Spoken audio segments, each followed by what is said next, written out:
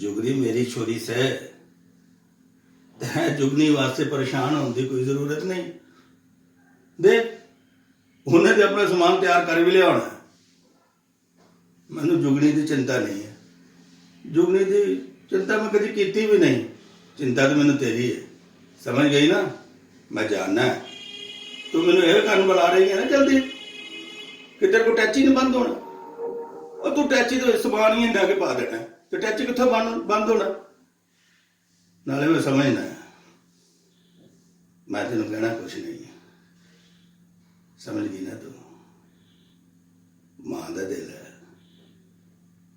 नाले साडियां बेटियां है ही इन्नियां प्यारियां ने, दूर कर लग्या दिल दुखदा है।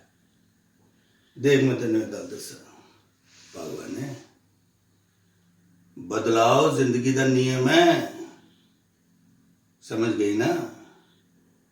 जुगनी पढ़ लिख गई है, जवान हो गई है, अज नहीं तो कल उसका ब्याह करांगे, फिर भी तो उन्होंने भेजांगे ना, अपने तो दूर करांगे ना।